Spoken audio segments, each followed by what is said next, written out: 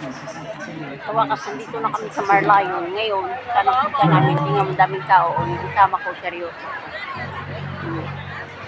Lalakad.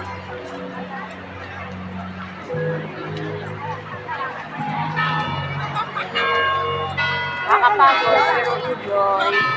Ate Ira, say hi! Saan? May simbahan pala rito. Simbahan talaga yan. Uy, Ate Ira, maganda doon. Picture tayo. Tingnan mo, look. Ang gulo doon kasama ko. Ano ba yan? Tawid tayo, okay?